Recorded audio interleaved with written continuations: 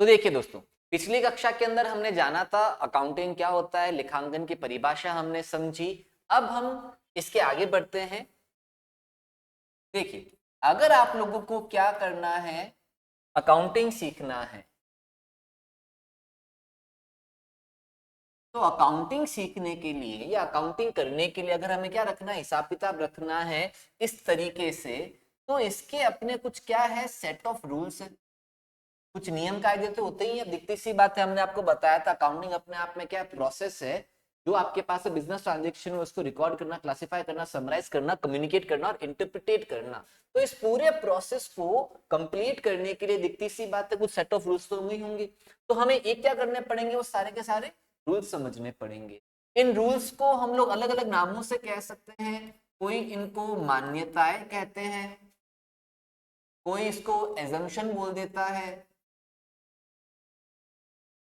इसके लिए कुछ प्रिंसिपल्स भी हैं, या इनको संकल्पनाएं भी बोल देते हैं, या फिर आपके पास में कॉन्सेप्ट्स हैं या कन्वेंशन है। ठीक है ना, कुछ अवधारणाएं हैं आपके पास में। तो ये सब चीजें भी क्या करनी है, हमको जाननी है। और दूसरी चीज, जो आपके पास में है कुछ वर्ड्स या फिर क्या आपका वोकैबुलरी। भाई अगर कुछ चीजें लिखना सीखना है तो उसकी वोकैबुलरी भी क्या करनी पड़ेगी, हमको जाननी पड़ेगी। तो अगली क्लास के अंदर तो हम ये सारे कॉन्सेप्ट्स क्या करेंगे, टुकड़ों टुकड़ों में जानेंगे। पहले तो इनको क्या करेंगे, आसान से शब्दों के अंदर समझेंगे, फिर आपको एक अलग से नोट्स प्रोवाइड करा दिए जाएंगे। उन नोट्स के माध्यम से हम लोग उसे फिर से क्या करेंगे, एक बार और समझेंगे, ताकि पूरे कॉन्सेप्ट क्या हो जाए, क्लियर हो जाए। तो अभी जो आज का अपना टॉपिक है वो क्या है, कुछ वोकैबुलरीज। हमको आज सबसे पहले क्या करनी है, अकाउंटिंग की, लेखांकन की कुछ वोकैबुलरीज क्या करनी है, जाननी है। तो आज सबसे पहले हम वोकैबुलरी के अंदर सबसे पहले स्टार्ट करते हैं पहली वोकैबुलरी। वोकैबुलरी का पहला वर्ड है तुम्हारे पास में क्या, बिजनेस ट्रांजेक्शन। बिजनेस ट्रांजेक्शन कहें या फिर आप इसे क्या कहें, व्यवसायिक लेन देन। अब भाई ये क्या होता है, सबसे पहले जान लो। व्यवसायिक लेन देन क्या, बिजनेस ट्रांजेक्शन क्या। बिजनेस ट्रांजेक्शन सिंपली क्या है, it is just an exchange of goods, service और मनी। हम लोग क्या कर रहे हैं, कुछ चीजें क्या कर रहे हैं, एक्सचेंज कर रहे हैं। क्या कर रहे हैं, एक्सचेंज कर रहे हैं। सिर्फ और सिर्फ क्या कर रहे हैं, लेन देन कर रहे हैं, या फिर आदान प्रदान कर रहे हैं। किसका, वस्तु का, सेवा का, किसी चीज का, किसी सेवा का हम लोग क्या कर रहे हैं, आदान प्रदान कर रहे हैं, एक पर्सन से लेकर दूसरे पर्सन से। लेकिन ये चीज ध्यान रखनी है, ये किनके बीच में हो रहा है, बिटवीन टू पार्टीज। जब दो लोगों के बीच के अंदर आपस में क्या हो रहा है, सेवाओं का या वस्तुओं का, गुड्स का, सर्विस का आपस में क्या हो रहा है, एक्सचेंज हो रहा है। एक पर्सन दूसरे पर्सन को कुछ दे रहा है, दूसरे पर्सन से क्या ले रहा है, कुछ वापस ले रहा है। इसी को हम क्या बोलते हैं, इसको हम क्या बोलते हैं, ट्रांजेक्शन्स बोलते हैं। क्या बोलते हैं, ट्रांजेक्शन बोलते हैं। अब देखती सी बात है, हमने बोल दिया दो पर्सन है, एक पर्सन बी और दूसरा पर्सन बी। एक पर्सन ए है जो क्या करता है, सपोज करते हैं गिव देता है, तो दूसरा पर्सन दिखती सी बात है क्या करेगा, उसको रिसीव करेगा, उसको क्या करेगा, प्राप्त करेगा। एक पर्सन को क्या कुछ चीज मिलती है, दूसरा पर्सन क्या करता है, उसको देता है। जब एक आदमी दूसरे आदमी को कुछ देता है और दूसरा आदमी उसको वापस कुछ देता है, यही चीज क्या है, अपने आप में एक्सचेंज, यही अपने आप में क्या है, लेन देन है। अब ये चीज अगर आपके किस में हो रही है, बिजनेस में हो रही है। कहां हो रही है, बिजनेस के अंदर, उससे हम क्या कहेंगे, बिजनेस ट्रांजेक्शन कह देंगे। सिंपल सी बात है। जैसे कि अगर मैं जानूं तो बिजनेस के अंदर क्या हो गया, सपोज करते हैं मेरी क्या है, आपके पास में एक इलेक्ट्रॉनिक अप्लायंस की क्या है, शॉप। तो इलेक्ट्रॉनिक अप्लायंस के अंदर क्या हो रहा है, एक कस्टमर आता है तुम्हारे पास में। कस्टमर कहाँ आया, शॉप के अंदर हमारे पास में आता है कस्टमर। तो हम लोग क्या करेंगे बताओ, हमारे शॉप के अंदर कुछ एसी, फ्रिज, कूलर क्या होगा, बड़ा होगा, हम क्या करेंगे, उस पर्सन को एसी कूलर उसको देंगे और वो हमें इसके बदले में क्या देगा, रुपया देगा। तो यहाँ पे क्या हो रहा है, वस्तुओं का आदान प्रदान हो रहा है। मैं उसको क्या दे रहा हूं, कुछ सामान क्या कर रहा हूं, सेल कर रहा हूं, और उसके बदले में रुपीस क्या कर रहा हूं, रिसीव कर रहा हूं। तो हमारे बीच में जो चीज हुआ, जो आपस में क्या हुआ, एक्सचेंज हुआ, जो विनिमय हुआ, वही अपने आप में क्या एक ट्रांजेक्शन है, और इसी को हम क्या कहेंगे, बिजनेस ट्रांजेक्शन। इस बिजनेस ट्रांजेक्शन का नाम क्या है, सामान बेचना। क्या करना है, इस बिजनेस ट्रांजेक्शन का नाम सामान बेचना। तो ये ऐसे और भी बहुत सारे क्या हो सकते हैं, ट्रांजेक्शन हो सकते हैं, जैसे सामान खरीदना है, सामान बेचना है, कुछ चीजें खरीदना, कुछ चीजें बेच देना, लाइट का बिल भरना, पानी का बिल भर देना, भाड़े का खर्चा कर देना, गाड़ी का भाड़ा पे कर देना। ऐसे बहुत सारे क्या होते हैं, डे टू डे बेसिस के ऊपर ट्रांजेक्शन होते रहते हैं। ये सारे अपने आप में क्या है, बिजनेस ट्रांजेक्शन है। अब बात आती है, ये जो आपके बिजनेस ट्रांजेक्शन होते हैं, क्या होते हैं, बिजनेस ट्रांजेक्शन। ये बिजनेस ट्रांजेक्शन दो तरीके से किए जा सकते हैं। पहला है आपके पास में कैश ट्रांजेक्शन। क्या हो गया ये, कैश ट्रांजेक्शन। दूसरा क्या है, credit transaction. Now what is cash transaction, what is credit transaction. Cash transaction हम लोग क्या बोल देते हैं, आपके पास में नकद लेन देन। और क्रेडिट ट्रांजेक्शन को हम लोग क्या कह देते हैं, उधार लेन देन। शब्द से ही पता चल जाता है कैश ट्रांजेक्शन का मतलब क्या, एक ऐसा ट्रांजेक्शन जिसके अंदर हम लोग क्या करते हैं, इमीडिएटली अभी के अभी आदान प्रदान तो हुआ वस्तुओं का, लेकिन अभी के अभी क्या दे दिया जाता है, उसको उस सामान के बदले में रुपए हाथों हाथ दे दिए जाते हैं। ऐसे ट्रांजेक्शन को हम लोग क्या कहते हैं, कैश ट्रांजेक्शन कहते हैं। जब घर के आजू बाजू की दुकान पे तुम जाते हो दूध खरीदने के लिए, जाके उससे दूध खरीदा, उसको हाथों हाथ 20 30 40 रुपए जो भी दूध के भाव है तुमने हाथों हाथ उसको दे दिए, तो जो आपके और दुकानदार के बीच में लेन देन हुआ वो कैसा ट्रांजेक्शन है, कैश ट्रांजेक्शन। क्यों, क्योंकि आपने हाथों हाथ क्या कर दिए हैं, पैसे पे कर दिए हैं, उसे हम क्या कहते हैं, कैश ट्रांजेक्शन है। अपने आप में यही बिजनेस का ट्रांजेक्शन है, लेकिन जिसके अंदर पेमेंट क्या कर दिया जाए, इमीडिएटली कर दिया जाए, जिसमें इमीडिएट पेमेंट हो, क्या हो, इमीडिएट पेमेंट हो, या फिर इमीडिएट क्या हो, पैसा रिसीव हो, उसको हम क्या बोलते हैं, कैश ट्रांजेक्शन बोलते हैं। तो what is the credit transaction, या फिर उधार लेन देन क्या है, ये भी अपने आप में है तो बिजनेस का ट्रांजेक्शन ही, लेकिन इसमें जो पेमेंट है या जो पैसा रिसीव है इमीडिएट नहीं होगा, अभी नहीं होगा, वो लेटर ऑन। लेटर ऑन मतलब बाद में, जब आपने ट्रांजेक्शन करा लेकिन उसका पैसा क्या मिलेगा, आपको बाद में प्राप्त होगा, या जिसका पैसा आपको बाद में कुछ समय बाद में चुकाना है, इमीडिएटली अभी नहीं चुकाना है, वैसे ट्रांजेक्शन को हम लोग क्या कहते हैं, क्रेडिट ट्रांजेक्शन कहते हैं। जैसे कि बाजू की दुकान पे गए, उसको क्या बोला, मुझे ये सामान दो और इसका पेमेंट अब कब करेंगे, 2 दिन बाद में कर देंगे। आप बहुत बार बोलते हो कि अंकल इसके पैसे क्या करो, लिख लो। ज्यादातर लोग किराने की दुकान पे ऐसा करते हैं, उनकी रूटीन, उसी दुकान से सामान खरीदा बेचा जाता है, उसी दुकान से आप जाते हैं, उसको बोलते हो अंकल 1 किलो शक्कर देना, 1 किलो ये देना, 2 किलो ये पैक करके दे दो, पैसा पापा बाद में चुका देंगे। तो ये जो ट्रांजेक्शन होते हैं वो क्या होते हैं, आपके क्रेडिट ट्रांजेक्शन होते हैं, जिसका हम क्या बोलते हैं, पेमेंट अब कब करेंगे, 2 दिन बाद में करेंगे, 3 दिन बाद में करेंगे, या महीने भर बाद में इसका पैसा हम आपको देंगे। इन सभी ट्रांजेक्शन को हम लोग क्या कहते हैं, क्रेडिट ट्रांजेक्शन या फिर उधार लेन देन कहते हैं। तो पहला अपना शब्द खत्म हुआ, आपका बिजनेस ट्रांजेक्शन क्या हुआ, बिजनेस ट्रांजेक्शन 2 प्रकार के हुए, पहला कैश ट्रांजेक्शन, दूसरा कैसा, क्रेडिट ट्रांजेक्शन। क्लियर है ये वाली चीज। अब आगे बढ़ते हैं। इसके बाद में अब अकाउंटिंग के जो मेन कुछ पिलर्स हैं हम उनके बारे में भी चर्चा कर लेते हैं।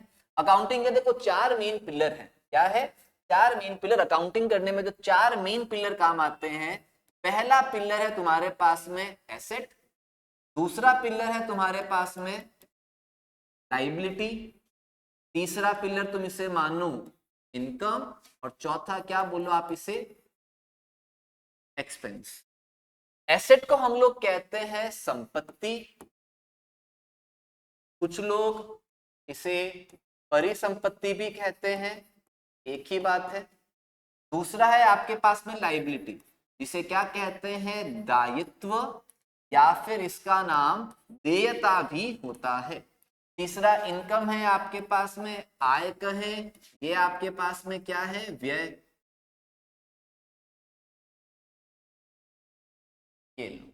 ये आपके अकाउंटिंग के क्या है, 4 पिलर्स हैं मेन, 4 मजबूत, इन्हीं के भरोसे क्या टिकी हुई है, पूरी की पूरी अकाउंटिंग आपकी टिकी हुई है। तो एक एक करके इन शब्दों का मतलब आपको जानना पड़ेगा। मेन तो आपके पास में ये 2 शब्द हैं, एसेट्स, दूसरा आपके पास में क्या, लाइबिलिटी। जानते हैं सबसे पहले एसेट्स क्या होता है। एसेट्स का मतलब क्या है, संपत्ति।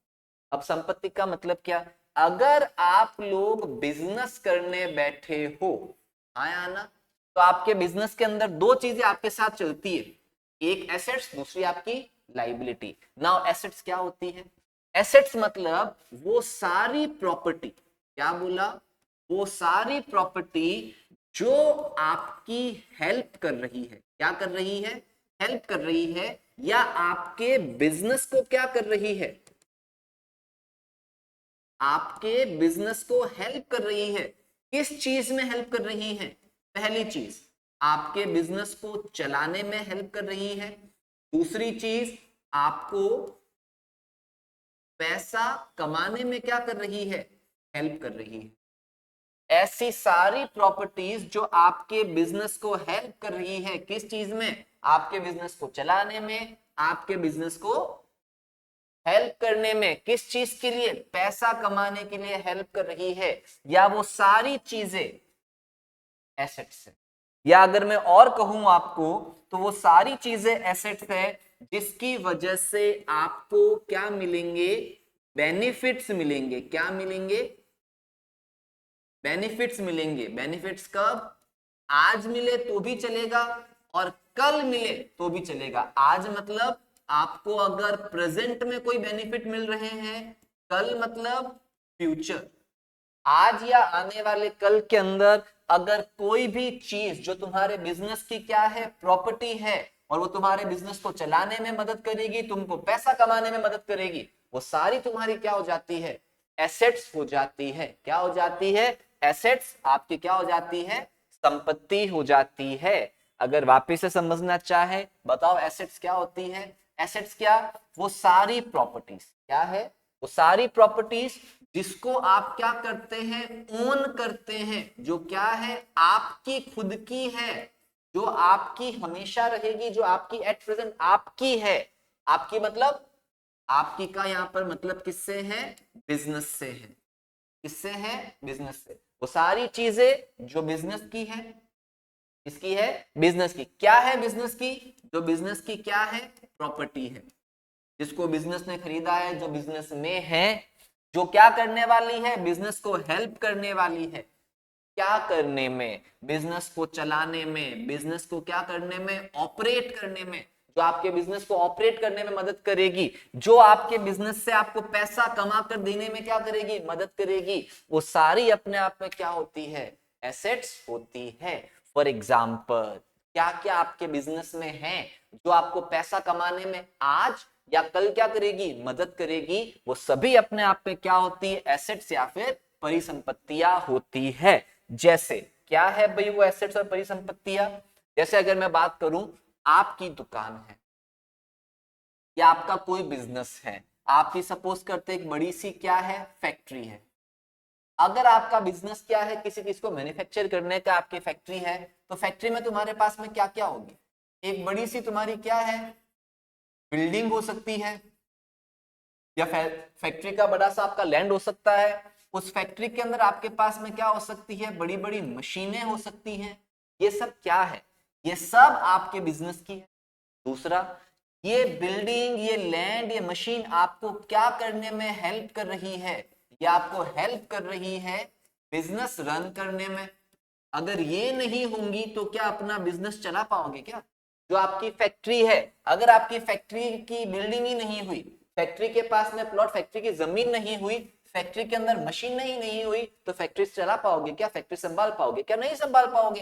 तो ये सब चीजें आपके बिजनेस को चलाने में आपकी मदद करने वाली है। इन्हीं की मदद से तुम क्या कमाओगे, पैसा कमाओगे। तुम्हारी इतनी बड़ी फैक्ट्री है और फैक्ट्री में मशीन नहीं है तो क्या पैसा कमा पाओगे क्या? फैक्ट्री की प्रीमाइज ही नहीं है, फैक्ट्री के लिए तुम्हारे पास में कोई लोकेशन ही नहीं है, बिल्डिंग ही नहीं है, तो मशीनें चलाओगे कहां पर? जब मशीनें चलेंगी ही नहीं तो पैसा कमा पाओगे क्या? तो ये जो चीजें जो आपके बिजनेस की हैं और आपको पैसा कमाने में हेल्प करती है, वो सभी चीजें आपकी क्या होती है, एसेट्स होती है। क्या होती है सभी चीजें, एसेट्स। अब फॉर एग्जांपल अगर मैं जानना चाहूं एसेट्स क्या क्या होता है, जैसे अगर आपके पास में क्या है, लैंड एंड बिल्डिंग है, क्या जमीन और भवन, ये सब आपकी क्या है, एसेट। ये दोनों आपकी क्या है, एसेट्स है। कैसे एसेट्स है, लैंड बिल्डिंग होगा तभी तो बिजनेस कर पाओगे, वरना कैसे बिजनेस करोगे? कोई भी बिजनेस होगा उस बिजनेस में दुकान तो होती है, दुकान शोरूम फैक्ट्री ये सब अपने आप में क्या है, बिल्डिंग में ही आते हैं। इसके बगैर दुकान चला पाओगे क्या, नहीं चला पाओगे। दूसरा और क्या, मशीन। हर बिजनेस के अंदर छोटी से बड़ी, किसी के अंदर छोटी मशीनें होती है, कहीं कहीं पे बड़ी बड़ी मशीनें होती हैं। इन्हीं मशीनों की मदद से क्या किया जाता है, बिजनेस किया जाता है। बड़ी बिल्डिंग होगी या फिर आपका कोई बड़ा मैन्युफैक्चरिंग का बिजनेस होगा तो बहुत सारी मशीनें होंगी। कोई छोटा बड़ा बिजनेस भी होगा तो वहां पे भी क्या होती है, मशीनें होती ही होती है। किराने की दुकान होती है तो आटा शक्कर तोड़ने की भी एक मशीन होती है, वो भी अपने आप में क्या है, मशीन है। अच्छा, 3 इडियट मूवी तो तुम लोगों ने देखी हुई है, उसमें बोला हुआ था क्या क्या चीजें, मशीन की परिभाषा बताने की आपको जरूरत नहीं है। हर छोटी से छोटी चीज भी अपने आप में क्या हो सकती है, मशीन हो सकती है, जो आपका काम क्या करे, आसान करे, ऐसा आमिर खान ने कहा था। तो उसके हिसाब से मशीनें क्या क्या है। अगर तुम्हारा कोई बड़ा स्टूडियो है, उसके अंदर कंप्यूटर है या बड़ा कोई कैमरा होगा, ये सब भी अपने आप में किस में आती है, मशीनों में ही आते हैं, जो कुछ ना कुछ आपका काम क्या करते हैं, आसान करते हैं, आपको बिजनेस चलाने में क्या करते हैं, मदद करते हैं। या आपके बिजनेस के अंदर क्या हो सकता है, फर्नीचर हो सकता है। क्या हो सकता है, फर्नीचर होता है। फर्नीचर भी क्या करता है, आपको बिजनेस चलाने में क्या कर पाता है, हेल्प कर पाता है। किराने की दुकान है, बड़ा सा फर्नीचर लगा के रखा हुआ है जिसके अंदर आपका सामान आराम से जमा के रखा हुआ है। अगर सामान जमा जमाया है तो आसानी से कभी भी वो सामान तुम निकाल सकते हो। अच्छा, मैं बात करता हूं, आप सब लोगों ने कभी ना कभी तो कोचिंग तो देखे हुई है। अगर मेरा भी कोचिंग है, मेरे कोचिंग के अंदर भी मेरे पास में क्या है, बहुत सारी एसेट्स है।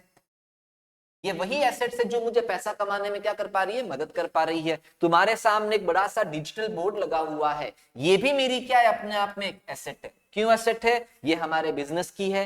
दूसरा, ये हमारे बिजनेस को क्या कर रही है, रन करने में हमारी मदद कर पा रहे हैं। अगर ये बोर्ड नहीं होता तो शायद मैं आप लोगों के लिए ऐसी ऑनलाइन क्लास नहीं ले पाता। या मेरे सामने एक कैमरा लगा हुआ है, ये भी मेरी क्या है, एसेट है। इधर पीछे एक एसी लगी हुई है, ये भी मेरी क्या है, एसेट है। यहाँ पर मेरे सामने बहुत सारी टेबल्स पड़ी हैं, जिन टेबल के ऊपर बच्चे आते हैं और इसके ऊपर बैठते हैं, वो भी मेरे लिए क्या एक तरीके की एसेट है। क्यों, अगर ये सब इक्विपमेंट्स मेरे पास में नहीं हुए तो स्टूडेंट शायद मेरे पास में नहीं आएंगे पढ़ने के लिए और मैं अपना बिजनेस सही तरीके से नहीं चला पाऊंगा। तो ये सारी चीजें अपने आप में क्या है, मेरी एसेट्स है।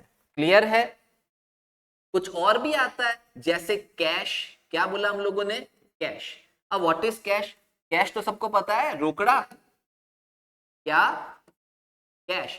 कैश भी अपने आप में क्या होती है, एसेट ही होती है। क्यों, ये पैसा किसका है, बिजनेस का है। किसका है, बिजनेस का है। और इसी पैसे से क्या चलता है, आपका बिजनेस चलता है। और इसी पैसे से तुम आज भी क्या करोगे, पैसा कमाओगे, और भविष्य में क्या करोगे, पैसा कमाओगे। तो वापस वही मेरी परिभाषा है सिंपल सी, जो क्या करे, आपको हेल्प करे बिजनेस रन करने में। दूसरा, पैसा कमाने में क्या करे, तुम्हारी मदद करे। या तुमको एट प्रेजेंट, या तो आज वर्तमान में या फिर इन फ्यूचर, या तो एट प्रेजेंट या इन फ्यूचर तुमको क्या दे, बेनिफिट दे, जिसकी वजह से तुमको क्या हो, बेनिफिट हो, जिसकी वजह से तुम अपना बिजनेस रन कर पाओ, जिसकी वजह से तुम क्या कर पाओ, पैसा कमा पाओ। वही अपने आप में क्या है, एसेट्स है। अगर किसी भी चीज के बारे में पता लगाना है कि वो एसेट है या नहीं है, बस इतनी सी चेकलिस्ट है भाई। ये चीजें कंफर्म कर लो, क्या बिजनेस रन करने में मदद कर रही है, क्या पैसा कमाने में मदद कर रही है, इन फ्यूचर या एट प्रेजेंट आपको बेनिफिट दे रही है क्या, तो अपने आप में क्या है, एसेट है। जैसे पैसा, पैसा बिजनेस चलाने के लिए काम आएगा, इसी से फ्यूचर में क्या करोगे, तुम और पैसा कमा पाओगे और इनकम अर्न कर पाओगे, इसीलिए ये भी तुम्हारी क्या है, एसेट है। अच्छा, और क्या, एक और वर्ड है तुम्हारे पास में, क्या, स्टॉक। अब स्टॉक का मतलब क्या होता है, वैसे इसको हिंदी में कहते हैं स्कंद, या फिर इसको कहा जा सकता है माल। इसका मतलब क्या, अगर तुम कोई बिजनेस कर रहे हो तो बिजनेस के अंदर एक चीज के अंदर क्या किया जाता है, ट्रेड किया जाता है। ट्रेड का मतलब क्या, खरीदना और बेचना। मतलब कुछ चीजें ऐसी होती है हर बिजनेस के अंदर जिसमें कुछ चीजें हम क्या करते हैं, खरीदते हैं। क्यों खरीदते हैं, सिर्फ उसको बेचने के लिए।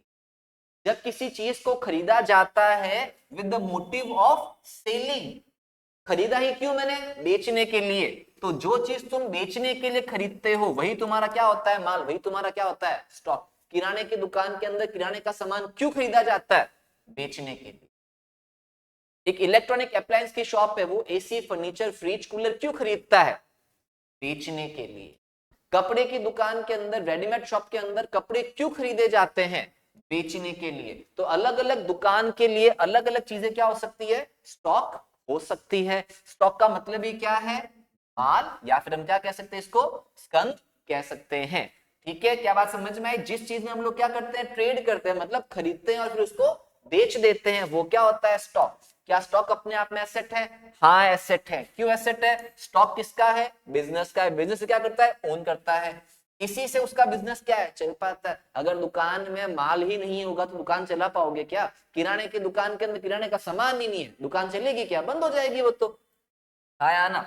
अगर इलेक्ट्रॉनिक अप्लायंस की दुकान में फ्रिज, कूलर, एसी ये सब नहीं है तो कैसे काम चलेगा। तो ये सब उसका क्या होता है, स्टॉक होता है। क्या बात समझ में आई कि ये सब चीजें अपने आप में क्या है, हमारी एसेट्स है। ठीक है ना। क्यों, जो आपको पैसा कमाने में मदद कर रहे हैं इन एट प्रेजेंट, इन फ्यूचर तुमको क्या मिलेगा, जिनसे बेनिफिट मिलेगा, वो सब अपने आप में क्या होती है, एसेट होती है। तो एसेट्स के हमने क्या करे, छोटे मोटे से एग्जांपल्स भी यहाँ पे देख लिए हैं। ये सब अपने आप में क्या है, मेरी एसेट है।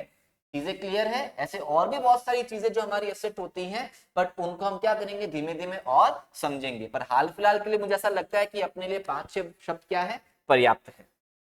अच्छा, अब जो मेन चीज आती है वो क्या है, ये जो एसेट्स होती है, क्या होती है, एसेट्स। ये होती है दो टाइप की। कितने टाइप की होती है, दो टाइप की। पहली है तुम्हारे पास में नॉन करंट एसेट। क्या है, नॉन करंट एसेट। और दूसरी तुम्हारे पास में क्या है, करंट एसेट। अब इसको क्या कहते हैं भाई, नॉन करंट। करंट एसेट का तो मतलब क्या होता है, चालू संपत्तियां। क्या होता है, चालू संपत्तियां। तो नॉन करंट का मतलब यहां पे हो जाता है गैर चालू संपत्तियां। अब ये क्या होता है भाई, करंट एसेट्स क्या होता है, नॉन करंट एसेट्स क्या होता है। तो देखो, सबसे पहले तो एसेट्स का मतलब बताओ। एसेट्स क्या होता है, वो सारी चीजें जो क्या करता है, आपका बिजनेस ओन करता है, जो आपके बिजनेस की है, जो आपका साथ निभाएगी। क्या करेगी, जो आपका साथ निभाएगी, किस चीज में, पैसा कमाने में।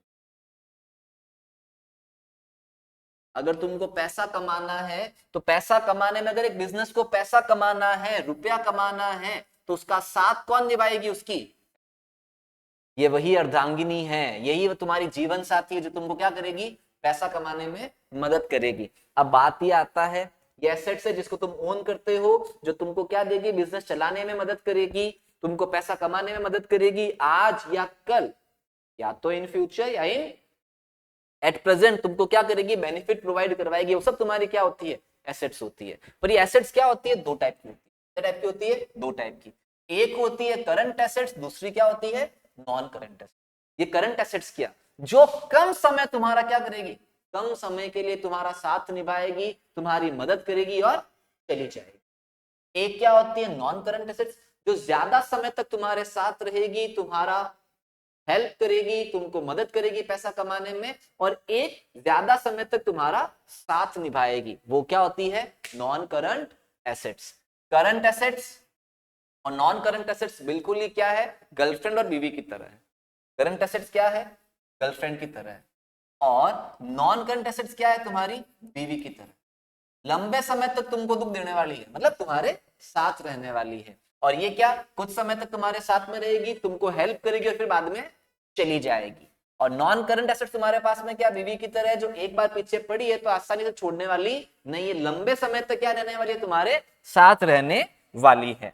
ठीक है, तो अब देखो भाई ये क्या होता है,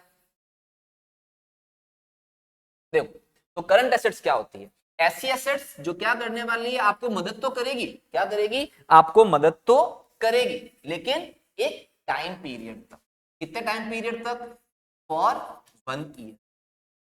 जो 1 साल तक क्या रहने वाली है, तुम्हारे साथ रहने वाली है, साल भर तक तुम्हारे साथ रहेगी, तब तक तो शायद नहीं जाएगी, उससे कम में भी शायद अप टू 1 ईयर बोल देता हूं मैं, 1 साल तो क्या बोलूं मैं, इसके लिए ज्यादा एप्रोप्रिएट वर्ड क्या रहेगा, अप टू 1 ईयर, 1 साल तक जो क्या रहे, 1 साल तक, उससे ज्यादा नहीं, 1 साल या 1 साल से पहले, विद इन 1 ईयर,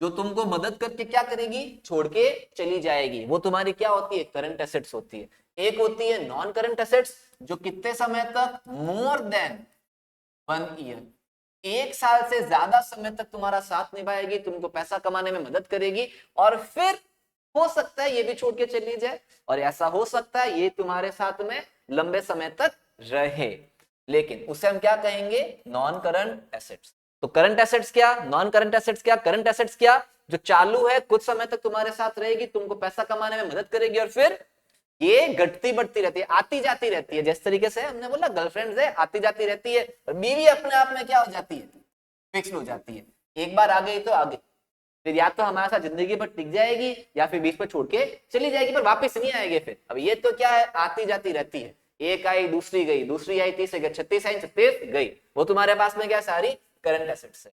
अब जैसे मैं बात बोलता हूँ क्या होती है नॉन करंट एसेट्स, क्या होती है करंट एसेट्स, एन एग्जांपल, जैसे तुम्हारी बिल्डिंग है, क्या है, बिल्डिंग है, एक बार तुमने बिल्डिंग खरीदी तो लंबे समय तक तुमको छोड़ के तो जाने वाली नहीं है, लंबे समय तक तुम्हारी वही, एक बार अगर तुमने खरीद ली है बिल्डिंग, एक साथ में अगर 1 करोड़ रुपए खर्च करे हैं, इतनी बड़ी बिल्डिंग खरीदी है, ऐसे ही निकाल दोगे क्या, नहीं, वो लंबे समय तक तुम्हारा साथ निभाएगी, तुमको पैसा कमाने में क्या करेगी, मदद करेगी, इसीलिए बिल्डिंग तुम्हारी क्या है, नॉन करंट एसेट्स है। जैसे ऐसे क्या होती है, मशीनें होती है, क्या होती है, मशीनें, मशीनें भी एक बार खरीदते हैं, ऐसा तो नहीं होता कि 2 महीने में तोड़ तोड़ा के फेंक देते हो, ऐसा तो नहीं होता, महंगी मशीनें होती है, 1 साल 2 साल 4 साल 5 साल तक क्या रहती है, ये आपके साथ में रहती है, आपके बिजनेस में क्या करती है, ये हेल्प करती है, आपको पैसा कमाने में मदद करती है, इसीलिए बिल्डिंग हो गया, मशीनें हो गया, अपने आप में क्या है, कैसी एसेट है, ये अपने आप में है नॉन करंट एसेट। अब ऐसे ही करंट एसेट भी कोई चीज होती होगी, अब ये करंट एसेट क्या होती है, अभी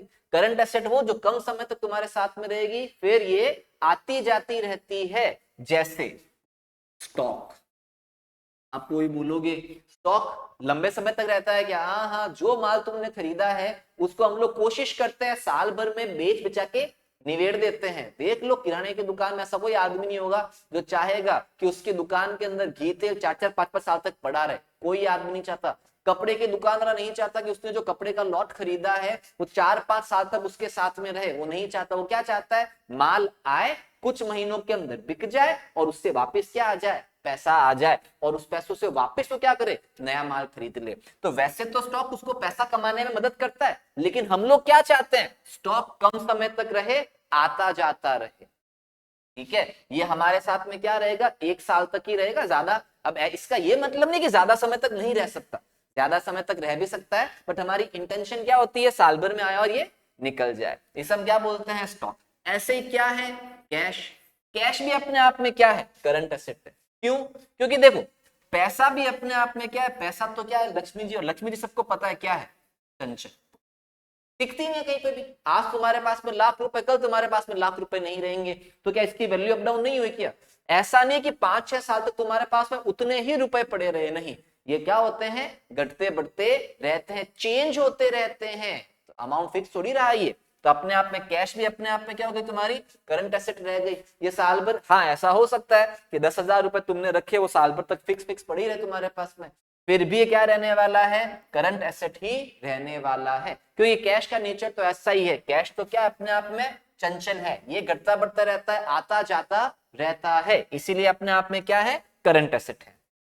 ठीक है, तो अपने को ध्यान रखना है कि भाई करंट एसेट्स क्या क्या। ऐसी और भी बहुत सारी चीजें जो अपने आप में क्या होती है, करंट एसेट होती है, और बहुत सारी चीजें जो अपने आप में क्या है, नॉन करंट एसेट होती है। पर इसको हम और क्या करेंगे, बाद में और भी समझेंगे। तो अभी अपना मेन इंटेंशन क्या था, एसेट्स की परिभाषा समझना। एसेट्स क्या होती है, नॉन करंट और करंट। नॉन करंट क्या, जो लंबे समय तो तुम्हारे साथ रहेगी, तुम्हारे बिजनेस की मदद करेगी पैसा कमाने में। नॉन करंट क्या, जो कुछ एक साल तक तुम्हारे साथ में रहेगी, तुमको पैसा कमाने में मदद करेगी, और फिर शायद ये चेंज होती रहती है। ये रहती है फिक्स्ड कांस्टेंट रहती है। ये तुम्हारे पास में क्या होती है, चेंज होती रहती है, कभी कम कभी ज्यादा, कभी कम कभी ज्यादा। ये तुम्हारे पास में क्या हुआ, एसेट्स क्लियर। इसके बाद में जो दूसरा टर्म है वो अपने आप में क्या है, लाइबिलिटी। लाइबिलिटी का मतलब क्या, देयता। इसको हम क्या कह सकते हैं, दायित्व भी कह सकते हैं। क्या कह सकते हैं, दायित्व। और मैं अपनी भाषा में इसको कहता हूं बोझ। क्या कहता हूं, बोझ कहें या फिर क्या कहें, बर्डन। क्या है, बर्डन। देखो, अगर धंधा चला रहे हो ना, तो बिजनेस के अंदर, आपके बिजनेस के अंदर अगर आपके पास में एसेट्स है, प्रॉपर्टीज हैं, अगर तुम्हारे पास में पुदीना है, तो तुम्हारे पास में क्या है, बर्डन भी जरूर है। क्या है, बर्डन भी जरूर है। एक बिजनेस में क्या होता है, बर्डन। बर्डन किस चीज का होता है, बर्डन होता है रीपेमेंट का। किस चीज का, रीपेमेंट का। हमें किसी पर्सन को फ्यूचर में क्या करना पड़ेगा, पैसा चुकाना पड़ेगा। इस चीज का क्या होता है, आपके ऊपर एक बर्डन होता है। अगर किसी पर्सन को फ्यूचर के अंदर क्या करना है, पैसा चुकाना है, पैसा रीपे करना है, इस रीपेमेंट का बर्डन ही क्या होता है बिजनेस के लिए, लायबिलिटी। क्या बोला हमने, अगर किसी पर्सन को मुझे क्या करना है, फ्यूचर में पैसा चुकाना है, चुकाना है मतलब फ्यूचर के अंदर उसे क्या करना है, रीपेमेंट करना। उससे मैंने कुछ पैसे लिए हुए हैं या उसके साथ में कोई लेन देन किया हुआ है, जिसकी वजह से मुझे क्या करना पड़ेगा, फ्यूचर में। कब, फ्यूचर में उस पर्सन को क्या करना पड़ेगा, पैसा चुकाना पड़ेगा। और ये पैसा चुकाने का मेरे ऊपर क्या है, बोझ है। इसी बोझ को बिजनेस क्या बोलता है, अपना लाइबिलिटी, या क्या बोलता है, दायित्व, बोझ, बर्डन या फिर देयता, सब एक ही चीज। ठीक है, फटाफट से बताओ भाई, लाइबिलिटी क्या होती है। लाइबिलिटी क्या, बिजनेस के ऊपर अगर किसी भी प्रकार का बर्डन है, किस चीज का बर्डन है, कोई अमाउंट, कोई मनी मुझे क्या करना है, इन फ्यूचर क्या करना है, रीपे करना है। रीपे करने का जो बर्डन है, उस बर्डन को हम लोग क्या कहते हैं, लाइबिलिटी कहते हैं। जैसे अगर आप लोगों ने क्या कर रखा है, बैंक से लोन ले रखा है। क्या ले रखा है, बैंक से लोन। मैंने आज बैंक से क्या लिया, 10 लाख रुपए का लोन लिया। तो मेरे ऊपर क्या एक बोझ है कि मुझे फ्यूचर के अंदर उस बंदे को, बैंक को क्या करना पड़ेगा, पैसा चुकाना पड़ेगा। आज 10 लाख का लोन लिया, तो क्या आज से कुछ साल बाद में वो लोन वापस चुकाना नहीं पड़ेगा क्या, हाँ चुकाना पड़ेगा। क्या ये बोझ है, हाँ बोझ है। ये अपने आप में क्या है, लाइबिलिटी। ऐसे ही अगर आपने क्या खरीदा है, उधार सामान खरीदा। क्या खरीदा है, उधार सामान खरीदा है। अगर उधार सामान खरीदा है तो आज से कुछ दिन बाद में तो उस दुकानदार को पैसा वापस चुकाना पड़ेगा। हम बहुत बार करते हैं ना कि किराने की दुकान पे गए, वहां से जाके सामान लेके आ गए, बोल दिया क्या, लिख दो, पापा कुछ दिन बाद में आके चुका देंगे। महीने के एंड में पापा आएंगे और सारा आपका हिसाब निवेट देंगे। तो उसमें आपके ऊपर एक बर्डन आता है। क्या आता है, बर्डन। किस चीज का बर्डन आता है, कि आपको वो सारा पैसा फ्यूचर में, आज तो कुछ नहीं चुकाना, आज तो दुकानदार आपसे कुछ नहीं मांग रहा है, लेकिन इन फ्यूचर आपको वो पैसा पूरा दुकानदार को चुकाना पड़ेगा। तो जब आप उधार पे सामान खरीदते हो, आपके ऊपर फिर से क्या आता है, बर्डन आता है। तो जो उधार में आपने सामान खरीदा, ये भी अपने आप में क्या है, लाइबिलिटी है। ठीक है, बात समझ में आई। तो ये चीज अपने आप में क्या होता है, लाइबिलिटी होती है। अच्छा, ये जो लाइबिलिटी है, ये भी दो टाइप की होती है। अब तुम बोलोगे दो टाइप क्या, अरे सेम। एक क्या है तुम्हारे पास में, करंट लाइबिलिटी, और दूसरी क्या है, नॉन करंट लाइबिलिटी। अब क्या होती है करंट लाइबिलिटी, क्या होती नॉन करंट लाइबिलिटी, अरे ऐसी लाइबिलिटी जिसका रीपेमेंट मुझे विद इन अ ईयर करना है, जिसका रीपेमेंट क्या होगा, एक साल के अंदर अंदर करना है, उस लाइबिलिटी को हम क्या बोलेंगे, करंट लाइबिलिटी कहेंगे, या फिर क्या कहेंगे, चालू दायित्व कहेंगे। चालू दायित्व क्या होता है, जिनका भुगतान, जिनको मुझे एक साल के अंदर अंदर क्या करना है, चुकाना है, वो अपने आप में क्या होती है, करंट लाइबिलिटी। तो नॉन करंट लाइबिलिटी क्या होती है, बता दो अपने आप ही, ऐसी लाइबिलिटी जिनका पेमेंट क्या होगा, एक ईयर के बाद में भी किया जा सकता है, 1 ईयर प्लस, एक साल के बाद में भी जिसको चुकाया जा सकता है, जिनको चुकाने का जो बोझ है मेरे ऊपर एक साल के बाद में आएगा, 2 साल 3 साल 4 साल 5 साल के बाद में आएगा, वो अपने आप में क्या होती है, नॉन करंट लाइबिलिटी होती है। जैसे किराने की दुकान पे जाके तुमने सामान खरीदा, उसको पैसा वापस कब चुकाना पड़ेगा, 1 महीने बाद में, 2 महीने बाद में, 3 महीने बाद में, 4 महीने बाद में, उसके बाद में वो खटाव नहीं करने वाला है, तो लाइबिलिटी कैसी हो गई, जिसका रीपेमेंट क्या करना है, साल भर के अंदर अंदर करना है, कैसी लाइबिलिटी है वो, करंट लाइबिलिटी। क्लियर। तो बताओ नॉन करंट लाइबिलिटी क्या, अब तुमको पता है बैंक से लोन लेते हैं, बैंक से लोन कितने समय के लिए लिया जाता है, 4 साल 5 साल 10 साल 20 साल। अगर आपने क्या लिया है, हाउस लोन, अगर आपने हाउस लोन लिया है, घर बनाने का लोन लिया है, वो 10-10 20-20 साल तक चलते हैं। तो जो 10-10 20-20 साल के बाद में जिन लोन्स का क्या है, आपको पेमेंट करने का बर्डन आएगा आपके ऊपर, वो अच्छा ये बात अलग है कि हाउस लोन का क्या किया जाता है, टुकड़ों टुकड़ों में इंस्टॉलमेंट का पेमेंट भी किया जाता है। लेकिन देखो अगर तुम्हारे पास में 50 लाख का लोन है, कितने का लोन है, 50 लाख का लोन है, उसमें से इस बार की किस्त कितनी आएगी, 20,000 की, बाकी कितना बचा, 49,80,000 रुपीज। इसका क्या भाई, अगर 50 लाख का लोन है, 20 लाख का तो अभी चुकाओगे तुम लोग, तो ये तो क्या है, तुम्हारी करंट लाइबिलिटी, क्यों, इस साल के अंदर क्या करना है, इसका पेमेंट करना है, बाकी ये क्या हो गई। अच्छा ये तो चलो ये काम करते हैं, ये भी सुनो एक सेकेंड, है ना। देखो वैसे किस्तें क्या होती है, जिन जिन लोगों ने कभी अगर लोन के बारे में सुना हुआ है तो उनको पता होगा कि किस्तें क्या करती है, मंथली की मंथली कटती है, और साल भर का, साल भर की किस्तें आती है पूरी की पूरी, साल भर में किस्तें आती है 12। तो एक किस्त कितने की है, अगर तुम्हारी कितने की है, 20,000 की है, तो साल भर में किस्त कितनी आएगी, 12 किस्त आएगी। अमाउंट कितना हो जाएगा यहाँ पे, 2,40,000 का तुम्हारा क्या करना पड़ेगा, तुमको इस साल में क्या करना पड़ेगा, रीपेमेंट करना पड़ेगा। देखो 50 लाख का लोन है, 50 लाख में इस साल कितना चुकाओगे तुम लोग, 2,40,000 रुपए, और जो बाकी अमाउंट बच जाएगा वो क्या होगा, एक साल के बाद में होएगा। तो जो पीछे वाला अमाउंट बचा, जिसका पेमेंट मुझे एक साल के बाद में, मतलब 2 साल 3 साल 4 साल 5 साल, ऐसे कितने ही सालों के बाद में पेमेंट करना पड़ेगा, वो लाइबिलिटी मेरी कैसी है, नॉन करंट लाइबिलिटी है। और ये जो पेमेंट मुझे क्या करना है, इस साल में ही करना है, वो क्या है, मेरी करंट लाइबिलिटी। ये भी चीज ऐसी होती है आपके पास में।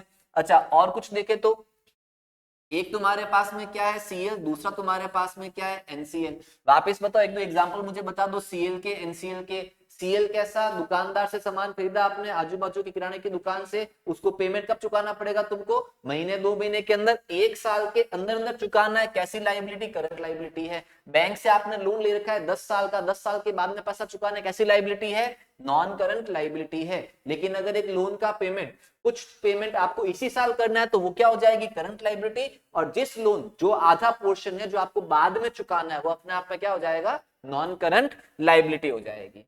ठीक है, तो हमने अभी तक क्या करे हैं, ये 2 टर्म्स हमने सीख लिए हैं। तीसरा टर्म वो है तुम्हारे पास में क्या, इनकम। इनकम मतलब क्या, कमाई। अब कमाई क्या होती है भाई, और एक चौथा तुम्हारे पास में क्या है, एक्सपेंस। देखो अब यहाँ पे भी क्या है, काफी सारी डिटेल के अंदर चीजें आती है, पर अगर मैं तुमको सिंपल से शब्दों के अंदर कहूं, इनकम क्या, जो तुम पैसा कमाते हो, तुम्हारी क्या है, इनकम है। क्या है, इनकम है। अब ये इनकम भी 2 तरीके से कैटेगराइज किए जा सकते हैं। एक होता है आपके पास में रेवेन्यू। क्या होता है, रेवेन्यू। रेवेन्यू का मतलब क्या होता है, रेवेन्यू को हम कहते हैं बेसिकली आगम। क्या कहते हैं, आगम। रेवेन्यू का मतलब क्या होता है, अगर आपकी दुकान है और अगर आपने दुकान के अंदर क्या करा है, गुड्स बेचे हैं, क्या करे हैं, गुड्स बेच बेच कर अगर तुमने कोई पैसा प्राप्त करा है, पैसा क्या करा है, रिसीव करा है, तुमने अपनी दुकान के अंदर क्या करा है, सामान बेच बेच कर जो पैसा रिसीव करा है वो तुम्हारा क्या होता है, रेवेन्यू। जैसे एक चीज मैंने क्या करी है, 100 रुपए के अंदर बाय करी है, उसको मैंने बाद में 130 रुपए के अंदर क्या कर दिया है, सेल कर दिया है, बेच दिया है। बताओ मुझे कितने रुपए प्राप्त हुए, मुझे 130 रुपए क्या हुए, प्राप्त हुए। ये 130 रुपए क्या है, मेरा रेवेन्यू है। क्या है, मेरा रेवेन्यू है। क्लियर कि हमने क्या बोला, सामान बेचकर या सर्विसेज देकर आपको कितने रुपए क्या हुए हैं, रिसीव हुए हैं, कितने रुपए आपको क्या हुए हैं, प्राप्त हुए हैं, या जो प्राप्त हुए हैं या फ्यूचर में प्राप्त हो जाएंगे। अब कभी कभी ऐसा होता है हम लोग क्या करते हैं, सामान उधार पे बेच देते हैं। अगर आपने उधार पे बेचा है तो कैश पे बेचा है, पैसा आपको हाथों आज प्राप्त हो जाएगा, और अगर आपने उधार पे बेचा है तो पैसा आपको कुछ टाइम के बाद में रिसीव होगा। भाई आज रिसीव हो कल रिसीव हो, पैसा तो तुम्हारे पास में आएगा ना, तो दोनों ही तुम्हारे लिए क्या है, रेवेन्यू। ठीक है ना, या फिर क्या है, ये आगम है। अच्छा, अगली बात तुम्हारे पास में क्या, इनकम। इनकम क्या आए, कुछ और भी तरीके से आपके बिजनेस के अंदर क्या होती है, छोटी मोटी सी कमाइयां हो जाती है, कुछ ना कुछ करके हम क्या कर लेते हैं, पैसा कमा लेते हैं। जैसे किसी को सैलरी प्राप्त हो जाती है, किसी को कोई इंटरेस्ट रिसीव हो जाता है, क्या हो जाता है, इंटरेस्ट आपको रिसीव होता है, ये आपकी कमाई है। अगर आपके पास में क्या है, 2-3 बिल्डिंगे हैं, बिल्डिंगों से आपको क्या हो जाता है, रेंट रिसीव हो जाता है, ये भी आपकी क्या है, कमाई है। एक आपके पास में क्या आता है, कमीशन आपको रिसीव हो जाता है। एक होता है ना दलाली, अगर आप किसी का सामान बिकवाते हो तो आपको उसके बदले में क्या मिल जाता है, कमीशन मिल जाता है, ये भी क्या है, आपकी कमाइयां हैं ऐसे। अच्छा, इसके बाद में नेक्स्ट आपके पास में टर्म क्या है, एक्सपेंस। एक्सपेंस, एक्सपेंस का मतलब क्या होता है भाई, देखो एक्सपेंस का मतलब इसको हम हिंदी में कहते हैं व्यय। क्या कहें, व्यय। इसका एक्सपेंस का मतलब क्या होता है, बेसिकली तुमने कुछ क्या करे हैं, पैसे खर्च करे हैं। अगर आपने क्या करा है, कोई पैसा क्या करा है, स्पेंड करा है, आपने पैसा खर्च करा है, किस चीज के लिए, फॉर जनरेटिंग इनकम। अगर आप लोगों ने क्या करा है, कमाई करने के लिए, क्या करने के लिए, कमाई करने के लिए, अगर कमाई करने के लिए तुमने कोई पैसा खर्च करा है, उसी को हम क्या कहते हैं, एक्सपेंसेस कहते हैं। जैसे दिखती सी बात है, हम धंधा लेके बैठे हैं, क्यों बैठे हैं, पैसा कमाने के लिए। अब पैसा कमाने के लिए हमें बहुत सारे छोटे मोटे से क्या करने पड़ते हैं, खर्चे करने पड़ते हैं या व्यय करने पड़ते हैं। अगर लिटरली कहें तो इसे हम क्या कहेंगे, हमें व्यय करने पड़ते हैं, कुछ एक्सपेंसेस करने पड़ते हैं, कुछ पैसे खर्च करने पड़ते हैं। अगर आपने कमाई करने के उद्देश्य से कुछ पैसे स्पेंड करे हैं, उसी को हम क्या कहेंगे, एक्सपेंसेस कहेंगे। जैसे अगर मेरी किराने की दुकान है, मैं कमाई करना चाहता हूं, तो कमाने के लिए मुझे कुछ पैसे स्पेंड करने पड़ेंगे। किसके ऊपर स्पेंड करने पड़ेंगे, मुझे रेंट पे करना पड़ेगा मेरी दुकान का, ये मेरा क्या है, एक्सपेंस है। अच्छा, और क्या पे करना पड़ेगा, मेरी दुकान के अंदर क्या होंगे, एम्प्लॉय काम करेंगे, स्टाफ काम करेगा, मुझे उनको क्या करनी पड़ेगी, सैलरी पे करनी पड़ेगी, ये मेरा अपने आप में क्या है, खर्चा है। रेंट आप लोग क्या करते हो, किराया पे करते हो, आप लोग क्या करते हैं, अपने मजदूरों को वेतन पे करते हो। आपका लाइट का बिल आता होगा, आपको लाइट का बिल क्या करना पड़ता है, भरना पड़ जाता है, पानी का बिल भरना पड़ जाता है। ऐसे बहुत सारे क्या होते हैं, खर्चे होते हैं, बहुत सारे व्यय होते हैं, उन्हें हम क्या कहेंगे, एक्सपेंसेस कहेंगे। ठीक है, क्या बोला, कमाने के उद्देश्य से जो आपने पैसा स्पेंड करा है वो क्या अपने आप में तुम्हारा एक्सपेंस है। अच्छा, ऐसे एक टर्म आती है तुम्हारे पास में, वैसे तो जो 4 पिलर थे वो हो गए, अब इन्हीं 4 पिलर में जो एक्सपेंस है उसके भी क्या कुछ और छोटे मोटे से नाम हो जाते हैं। इनकम है उसके भी क्या हो जाते हैं, कुछ 2-3 और अलग अलग नाम है। तो वैसे हम लोग क्या करते हैं, एक्सपेंस क्या है, एक्सपेंस। एक्सपेंस का भी एक दूसरा नाम है जिसे हम कहते हैं एक्सपेंडिचर। थोड़ा सा इसका एक्सटेंशन है एक्सपेंडिचर, जिसको हिंदी में कहा जाता है खर्चे। क्या है, खर्चे। अब ये क्या होता है, अब इसका थोड़ा सा डिफरेंट है। वो आपने क्या करा, अभी आपने थोड़े टाइम पहले क्या करा है, एक्सपेंस करे, क्या करे, एक्सपेंस करे। क्यों एक्सपेंस करे थे आपने, पैसा कमाने के उद्देश्य से। अब छोटा सा खर्चा भी होता है, पैसा कमाने के उद्देश्य के अलावा किसी दूसरी चीज के लिए तुमने क्या करा, पैसा स्पेंड करा, वो अपने आप में क्या है, एक्सपेंडिचर है। वो लिटरली पैसा कमाने के उद्देश्य से किया गया था, यहाँ पे कुछ और चीजों के लिए भी क्या किया जाता है, पैसा खर्च किया जाता है। जैसे आपको अपने बिजनेस के अंदर क्या करनी पड़ती है, छोटी मोटी सी एसेट खरीदनी पड़ती है। क्या करनी पड़ती है, एसेट खरीदनी पड़ती है। तो अगर तुमने एसेट्स खरीदने के लिए क्या करा, पैसा खर्च करा, उसे हम क्या कहेंगे, एक्सपेंडिचर कहेंगे। इसको हम एक्सपेंस नहीं बोलते, क्या बोलते हैं, एक्सपेंडिचर बोलते हैं। अच्छा, ये एक्सपेंडिचर क्या होते हैं, दो टाइप के होते हैं। कितने टाइप के होते हैं, दो टाइप के। एक होता है कैपिटल एक्सपेंडिचर और एक क्या होता है, रेवेन्यू एक्सपेंडिचर। कैपिटल एक्सपेंडिचर को हम लोग क्या कहते हैं, पूंजीगत खर्चे, और रेवेन्यू एक्सपेंडिचर को हम लोग क्या कह सकते हैं, आगम खर्चे कहें, या इसका एक दूसरा नाम और है, राजस्व खर्चे भी इसको बोल देते हैं। ठीक है, अब ये क्या होता है, इसके लिए आपके पास एक अलग से टॉपिक आएगा, जिस अलग से टॉपिक चलेगा कैपिटल एंड रेवेन्यू। तो उसके अंदर हम क्या करेंगे, इसको अच्छे से क्या करेंगे, डिस्कस करेंगे। अभी के लिए हमने क्या बोल दिया, एक्सपेंडिचर भी होते हैं, दो टाइप के होते हैं, कैपिटल एक्सपेंडिचर और रेवेन्यू एक्सपेंडिचर। क्या होते हैं इसको हम बाद में क्या करेंगे, डिटेल में अच्छे से समझेंगे, क्योंकि इसके ऊपर आपके बहुत बार क्या बनते हैं, सवाल बनते हैं, तो इसको अच्छे से ही समझना पड़ेगा। अच्छा, इसके अलावा कुछ और भी शब्द हैं। पहला तुम्हारे पास में एक क्या है, गुड्स। हाँ भाई, गुड्स क्या होती है, और दूसरा साथ साथ में एसेट्स भी देख लेते हैं। गुड्स क्या, गुड्स है वो सारी चीजें जिसके अंदर आपका बिजनेस क्या करने वाला है, ट्रेड करने वाला है। क्या करने वाला है, ट्रेड करने वाला है, जिसको वो पहले क्या करेगा, बाय करेगा, और फिर क्या कर देगा, उसको सेल कर देगा। जिसके अंदर हम लोग क्या करते हैं, डील करते हैं, पहले खरीदते हैं फिर उसको बेचते हैं। वो सारी चीजें आपके लिए क्या होती है, गुड्स होती है। जैसे अलग अलग बिजनेस के लिए अलग अलग चीजें क्या हो सकती हैं, गुड्स हो सकती है। जैसे किराने की दुकान के लिए किराने का सारा सामान क्या है, उसके लिए गुड्स है। क्यों, पहले उसको खरीदता है फिर उसे क्या कर देता है, बेच देता है। डन। ऐसे इलेक्ट्रॉनिक अप्लायंस के लिए गुड्स क्या होता है, फ्रिज, एसी, कूलर, ये सब उसके लिए क्या है, गुड्स। क्यों, क्योंकि वो उनको पहले खरीदता है फिर कस्टमर को बेच देता है। तो एसेट्स क्या होती है, एसेट्स वो सारी चीजें जो आपको आपका बिजनेस रन करने में क्या करेगी, मदद करने वाली है। लेकिन अब एक चीज का ध्यान रखना, अगर आपकी क्या है, इलेक्ट्रॉनिक अप्लायंस की शॉप है, क्या है, इलेक्ट्रॉनिक अप्लायंस की शॉप है, आपके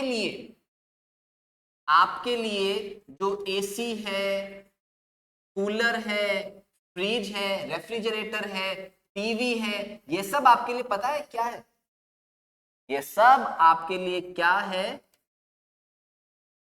स्टॉक बोलो या फिर आपका क्या है, ये गुड्स है। क्यों, क्योंकि आप इन सामानों को वापस से बेचोगे। क्या करोगे, बेचोगे। आपने खरीदा क्यों था, वापस बेचने के लिए, तो आपके लिए क्या बन जाएंगे, सारे के सारे गुड्स बन जाएंगे। ठीक है ना। अच्छा, किराने की शॉप के लिए, किसके लिए, एक प्रोविजनल स्टोर है। क्या है, एक प्रोविजनल स्टोर है। उसके लिए बताओ स्टॉक क्या है, उसके लिए स्टॉक के सारा किराने का सामान। तो इसके लिए एसेट्स पता है क्या है, किराने की दुकान में जब तुम जाते हो ना, किराने की दुकान में क्या पड़ा होता है, फर्नीचर पड़ा होता है, उसके लिए क्या है, एसेट है। उसके पास में क्या होता है, रेफ्रिजरेटर होता है, फ्रिज होता है कि नहीं होता है। फ्रिज क्यों रखता है वो, ताकि वो ठंडा शरबत वगैरह रख सके, दूध है या चीज है, बटर है, रख सके, ताकि वो कस्टमर को वापस उसको बेच सके। तो ये फ्रिज उसकी क्या करता है, मदद करता है बिजनेस को सही तरीके से चलाने में। तो उसके लिए रेफ्रिजरेटर क्या है, एसेट है। लेकिन एक इलेक्ट्रॉनिक अप्लायंस की शॉप के लिए रेफ्रिजरेटर क्या हो जाता है, गुड्स हो जाता है। क्यों, क्योंकि उस रेफ्रिजरेटर को उसने खरीदा है क्या करने के लिए, वापस बेचने के लिए। क्या किराने की दुकान वाले ने फर्नीचर या रेफ्रिजरेटर क्यों खरीदा था, बिजनेस को चलाने के लिए, बिजनेस को आराम से चला पाएंगे, ताकि सामान आराम से खरीदा और बेचा जा सकेगा। इसके लिए उन्होंने क्या करा था, रेफ्रिजरेटर खरीदा था, ना कि उस रेफ्रिजरेटर को वापस बेचने के लिए उन्हें खरीदा है। इसीलिए अपने आप में क्या हो गई, उनके लिए ये एसेट हो गई। ठीक है। लेकिन अब कोई बोलेगा कि इलेक्ट्रॉनिक अप्लायंस की जो शॉप है, वो लोग भी कभी कभी टीवी खरीदते हैं, कभी कभी एसी खरीदते हैं, बेचने के लिए नहीं, अपने पास रखने के लिए। तो वो टीवी वो एसी उनके लिए क्या होगा, तो देखो भाई, सिंपल सी बात है, यहां पे काम क्या आता है, इंटेंशन। अगर आपने अपनी दुकान में 100 टीवी खरीदे हैं बेचने के लिए, तो सारे 100 टीवी आपके लिए क्या है, स्टॉक से, आपके लिए क्या है, गुड्स है। लेकिन आपने 2 टीवी अपने सीसीटीवी कैमरे के लिए लगाए हैं, तो वो टीवी का तुम यूज क्या करो, क्या उसको वापस बेचोगे क्या? नहीं, वो तुम अपने बिजनेस में रख रहे हो अपने बिजनेस की हेल्प करने के लिए, तो वो दो टीवी तुम्हारे लिए क्या हो जाएंगे, एसेट हो जाएंगे। क्या बात समझ में आई? जैसे अगर एक फर्नीचर शॉप है तो फर्नीचर शॉप के अंदर जितने भी सोफा टीवी की सॉरी जितने भी सोफा है, टेबल्स है, चेयर्स है, वो सारे उस फर्नीचर बिजनेस के लिए क्या है, स्टॉक है, उसके लिए गुड्स है। लेकिन उस फर्नीचर शॉप के अंदर हो सकता है एसी पड़ा हो। वो एसी क्यों है उस बिजनेस के अंदर? ताकि कस्टमर आए, ठंडी हवा खाए, आराम से वो चीज क्या कर सके, पसंद करके ले जा सके। तो उनके लिए वो एसी अपने आप में क्या हो जाएगा, फिर से एसेट हो जाएगा। ठीक है, तो अभी हमने क्या कर समझ लिया कि भाई गुड्स क्या है, एसेट्स क्या, इन दोनों के बीच का फर्क भी हमने क्या कर लिया, अलग अलग बिजनेस के लिए देख लिया है। इसके बाद में अगली डेफिनेशन पे हम लोग आते हैं। अच्छा, एक चीज मैंने तुम लोगों को बता दिया है, क्या? कैश ट्रांजेक्शन क्या होता है? क्या बोला हम लोगों ने? Cash transaction. और क्या समझा हम लोगों ने? एक क्रेडिट ट्रांजेक्शन। कैश ट्रांजेक्शन क्या, क्रेडिट ट्रांजेक्शन क्या? कैश ट्रांजेक्शन वो जहां पे सामान खरीदा बेचा, पैसा हाथों हाथ देके फ्री कर दिया, वो तो क्या हो गया, कैश ट्रांजेक्शन। तो क्रेडिट ट्रांजेक्शन क्या है? जहां पे आपने पैसा क्या बोला, कुछ समय बाद में चुकाऊंगा, फ्यूचर में देंगे, वो कैसा ट्रांजेक्शन होता है, क्रेडिट ट्रांजेक्शन होता है। अब कैश ट्रांजेक्शन तो आसान सा है, अब इस क्रेडिट ट्रांजेक्शन में क्या होता है, थोड़ा सा लफड़ा जाता है। देखो क्या, देखो क्रेडिट ट्रांजेक्शन हम लोग मानते हैं हाल फिलहाल दो प्रकार से। एक होता है तुम्हारे पास में क्रेडिट परचेज, और दूसरा क्या हो गया, क्रेडिट सेल। अब देखो, सबसे पहले मुझे बताना परचेज का मतलब क्या होता है। परचेज का मतलब है आपके पास में क्रय करना, और सेल का मतलब सबको पता है क्या करना, विक्रय, या फिर मैं बोलूं तो क्या करना, बेचना। क्रय मतलब खरीदना, ये तो पता ही है सब लोगों को। तो व्हाट इज क्रेडिट? एक होता है, देखो वापिस ये भी देख लो, कैश ट्रांजेक्शन में भी क्या है, परचेज है और सेल है। कैश परचेज का मतलब क्या हुआ, आपने सामान खरीदा, हाथों हाथ पैसा चुका दिया, वो क्या हो गया, कैश परचेज। बताओ कैश सेल का मतलब क्या हुआ, आपने सामान बेचा और आपको पैसा हाथों हाथ अभी के अभी क्या हो गया है, मिल गया है, उसे हम क्या कहते हैं, कैश सेल। अब नंबर किसका आता है, क्रेडिट परचेज और क्रेडिट सेल का। ये क्या होता है भाई, क्रेडिट परचेज में तो आप क्या करते हो, अभी सामान खरीदते हो लेकिन पेमेंट अभी नहीं करोगे। पेमेंट कब करोगे, भविष्य में, इन फ्यूचर आप क्या करोगे, पेमेंट करोगे। आज पैसा नहीं तुम्हारे हाथ में, तुम्हारे पास में जब आज पैसा नहीं और तुम सामान उधार पे खरीद लेते हो, उसे हम क्या कहते हैं, उधार पर क्या करना, क्रय करना। क्या करना, क्रेडिट परचेस करना। तो व्हाट इज क्रेडिट सेल? क्या हुआ, कस्टमर तुम्हारी दुकान पे आया, तुमने उसको सामान बेचा, उसने हाथों हाथ पैसा दे दिया, ये तो क्या होता है, कैश सेल। लेकिन कस्टमर तुमको बोल दे, सर 10 दिन बाद में पैसा दूंगा। आपने सामान तो बेच दिया, पर क्या पैसा तुमको आज मिला क्या? नहीं मिला ना। पैसा कब मिलेगा, भविष्य में मिलेगा। तो ऐसी सेल को हम क्या कहते हैं, क्रेडिट सेल कहते हैं। क्या बात समझ में आई? इसे हम क्या कहते हैं, उधार बिक्री। क्या कहेंगे, उधार बिक्री या फिर उधार विक्रय। केस क्लियर है आपके सामने ये? चलो एक बार वापिस से देखते हैं। सबसे पहले मुझे बताना सेल, और दूसरा तुम्हारे पास में क्या है, परचेज। अब देखो, सेल का मतलब क्या है, बेचना। दो तरीके से की जा सकती है, एक क्या है, कैश सेल, दूसरी क्या है, क्रेडिट सेल। ऐसे ही बताओ, परचेज कितने टाइप का हो सकता है, वापस से, पहला क्या, कैश परचेज, और दूसरा क्या, क्रेडिट परचेज। ध्यान। अब मुझे एक बात बताना, सामान बेचते किसको, हम लोग सामान बेचते हैं कस्टमर को। किसको बेचते हैं, कस्टमर को। तो सेल में दो पार्टीज होती है, एक कौन होते हैं, हम, मतलब हमारा बिजनेस, और दूसरा कौन होता है, कस्टमर। जब आप सामान खरीदते हो, खरीदने में दो पार्टीज कौन है, एक तो कौन है, हम, दैट इज हमारा कौन सा, बिजनेस। दूसरी पार्टी कौन है, दूसरा होता है तुम्हारा सप्लायर। क्या होता है, सप्लायर, जिसे हम कहते हैं आपूर्तिकर्ता। दैट इज होलसेलर होते हैं जिनसे तुम सामान खरीद के लेके आते हो, अपनी दुकान पे जमा के रखते हो और फिर कस्टमर को बेच देते हो। ये इतना सिंपल सा कॉन्सेप्ट है। अब इसके अंदर देखना कैश सेल में क्या होता है। सेल दो प्रकार की, पहली कैश सेल, दूसरी कैसी, उधार सेल। कैश सेल में बताना क्या होता है, कस्टमर दुकान पे आता है, उसको सामान बेचते, उससे पैसा हाथों हाथ ले लेते हैं। अब बताना कैश परचेज में क्या होता है, हम इस सप्लायर की दुकान पे जाते हैं, उससे सामान खरीदते हैं, उसको पैसा पकड़ाते हैं और सामान लेके आ जाते हैं। क्लियर है। अब तुमसे एक बात पूछता हूं, तुम लोग भी बहुत बार ऐसा करते होगे, तुम्हारी भी किसी की दुकान होगी या तुम किसी दुकान पे जाते हो सामान खरीदने के लिए। मुझे एक बात बता, जब कभी भी हम लोग क्या करते हैं, कैश में ट्रांजेक्शन करते हैं, क्या करते हैं, कैश में ट्रांजेक्शन करते हैं, मतलब दुकान पे गए, सामान खरीदा, पैसे दिए और निकल गए। क्या हम उस दुकान के नाम का ध्यान रखते हैं क्या? हम उस दुकान के नाम का ध्यान रखते ही नहीं है। न ही वो दुकानदार हमसे हमारा नाम पता कुछ पूछता है, उसको हमारे नाम पते से कोई मतलब ही नहीं। क्यों? हमको दुकान से सामान खरीदना था, हमने खरीदा, उस दुकानदार को पैसे चाहिए थे, हमने उसको पैसे दिए। अब उसको क्या करना, मैं कौन हूं, मैं कहां से आता हूं, क्या करता हूं, उसको उस चीज से कोई मतलब नहीं होता। लेकिन जब जब तुम किसी दुकान पे जाते हो और उधार पे क्या करते हो, सामान खरीदते हो, क्या करते हो, उधार पे सामान खरीदते हो। जब जब तुमने क्या किया है, किसी दुकान पे जाकर उधार में सामान खरीदा है, उसको क्या बोला, मैं पैसे 10 दिन बाद में दूंगा, वो दुकानदार तुम्हारा नाम जानना चाहेगा। क्या जानना चाहेगा? वो दुकानदार आपका नाम जानना चाहेगा। बताओ नाम क्यों जानना चाहेगा? अरे क्योंकि उस आदमी को, उस दुकानदार को इसी पर्सन से वापस पैसे क्या करने हैं, रिकवर करने हैं, वापस पैसे लेने हैं। इसीलिए वो आपका नाम पूछेगा आपसे कि भाई साहब तुम्हारा नाम क्या है, कौन हो, कहाँ रहते हो। क्यों?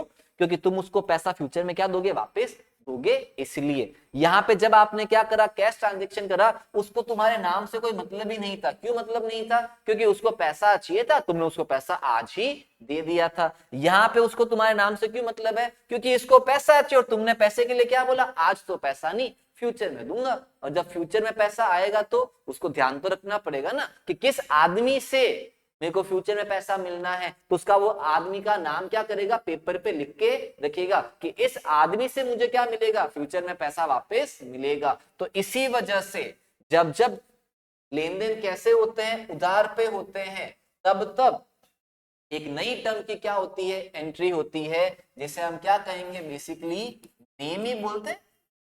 वो आदमी ही है जिससे मुझे क्या करना है, पैसा प्राप्त करना है। तो अभी आप ऐसा समझ से देखो क्या लिखा हुआ। अब तुम्हारे पास में क्या है, क्रेडिट से। जब जब तुमने क्या करा, रोकड़ में सामान बेचा ना अपनी दुकान पे बैठ के, तुम लोग उस कस्टमर के नाम में बिल्कुल इंटरेस्ट नहीं रखते। क्यों नहीं रखते हो? अपनी दुकान पे आके बैठ जाओ। बोले तुम्हारी दुकान पे अगर 100 कस्टमर आएंगे, तुमको बार बार 10 रुपए देंगे, तुमसे कुछ सामान खरीद के लेके जाएंगे, क्या बार बार उनसे उनका नाम पूछोगे क्या? नहीं, कोई भी नहीं पूछने वाला। इसीलिए क्या बोलते हैं, कैश ट्रांजेक्शन में कस्टमर का नाम क्या है हमको फर्क ही नहीं पड़ता। लेकिन जब क्या हुआ, क्रेडिट ट्रांजेक्शन हुआ, क्या हुआ, क्रेडिट सेल, मतलब आपने क्या करी है, उधार बिक्री। उधार बिक्री का मतलब क्या हुआ, कस्टमर तुम्हारी दुकान पे आया, तुमने उसको सामान बेचा और कस्टमर ने क्या बोला, सर पैसा तो नहीं अभी मेरे पास है, पैसा मैं कब दूंगा, कुछ दिन बाद में दूंगा, आप लिख लो। अरे तो अब उस समय क्या लिखोगे, इसी कस्टमर का नाम। क्या लिखोगे आप लोग, इस कस्टमर का आपको नाम लिख के रखना पड़ेगा। क्यों लिख के रखना पड़ेगा?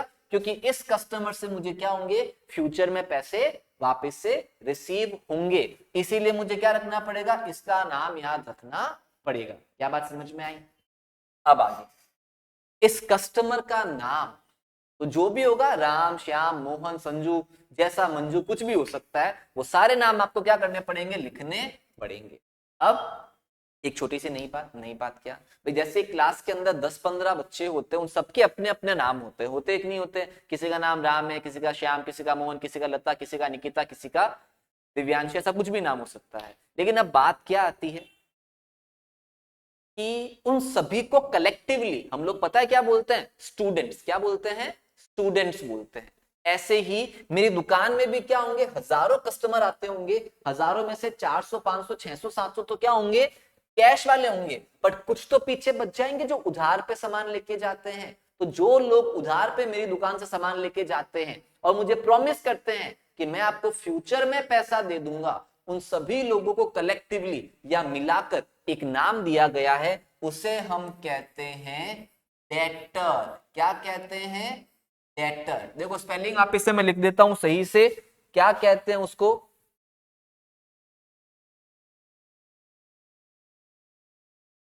हिंदी में कहते हैं देनदार और इंग्लिश में कहते हैं DEBTOR।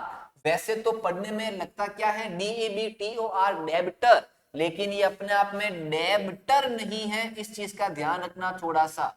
ये अपने आप में क्या है? डेटर है। क्या है? डेटर। इसको क्या लिखोगे आप लोग? डेटर। इसको पढ़ना भी कैसे है? डेटर, क्योंकि यहाँ पे बी क्या होता है? साइलेंट। ठीक है ना? तो इसे हम क्या कहेंगे? देनदार कहेंगे, डेटर कहेंगे। ठीक है, बताओ डेटर कौन होते हैं? वो सारे कस्टमर जो आपकी दुकान से क्या लेके गए? उधार पे सामान लेके गए, और जिन्होंने आपको प्रॉमिस करा है कि हम कुछ दिन बाद में पैसा इसका चुका देंगे, वो क्या होते हैं? हमारे डेटर्स होते हैं। ठीक है, अब बताओ क्रेडिट परचेज। अब जिस तरीके से तुम्हारे दुकानदार तुमसे क्या, तुम्हारे जो कस्टमर है तुमसे क्या करके गए हैं? उधार में सामान खरीद के गए हैं, जिसको तुमने उधार में सामान बेचा है, वैसे ही हम लोग भी तो ऐसा करते होंगे। सप्लायर के पास में जाते हैं, होलसेलर के पास में जाते हैं, सामान खरीदते हैं, कभी कभी उसको हाथों हाथ पैसा चुका देते हैं, और कभी कभी हम भी तो उसको बोलते हैं सर देखो अभी तो पैसा नहीं है, कुछ दिन बाद में लाके इसका पैसा चुका दूंगा। तो जब आप ऐसी परचेज करते हो, इस तरीके से सामान खरीदते हो, हम उसे क्या बोलते हैं? क्रेडिट परचेज बोलते हैं। अब बात आती है उधार पे, तुम भी तो 4-5 लोगों से सामान खरीद सकते हो, हाँ या ना? अगर तुमने 10-15 लोगों से उधार पे सामान खरीदा, उसको पैसा आज तो नहीं चुकाओगे, कुछ समय बाद में चुकाओगे, हाँ या ना? अब ये बात आती है कि ऐसे बहुत सारे लोग हो सकते हैं जिनसे तुमने उधार पे सामान खरीदा है, और जिनको तुम कुछ समय बाद में पैसा चुकाओगे, तो उन सभी लोगों को कलेक्टिवली तुम क्या बोलोगे? तो उसको कहा जाता है क्रेडिटर। क्या कहा जाता है? क्रेडिटर, या फिर क्या? लेनदार। क्या कहेंगे इसको हम लोग? क्रेडिटर या फिर लेनदार। देखो मुझे शब्द तो ये दो ही समझाने थे मेरी वोकेबलरी के अंदर, डेटर और क्रेडिटर, लेकिन डेटर और क्रेडिटर को समझाने के लिए पहले मुझे तुमको इस सब चीजों के बारे में बताना पड़ा कि ये डेटर और क्रेडिटर बनते कब हैं। तो बताना फटाफट से, डेटर कब बनते हैं? जब तुम क्या करते हो? क्रेडिट सेल करते हो। अब बताना क्रेडिटर कब बनते हैं? जब तुम क्या करते हो? उधार पे परचेस करते हो। ठीक है ना? ये चीज अपने को ध्यान रखनी है। एक बार वापस से सिंपली आपको मैं पूछ लेता हूं, क्या क्या है भाई? देखना, एक अपनी क्या है? शॉप है। अपनी शॉप का नाम क्या है? सपोज कर लेते हैं, दुकान का नाम क्या है? जैन स्टोर है। ये दुकान क्या करती है? यहाँ पे अपना होलसेलर है। क्या है? होलसेलर है, जिसका नाम है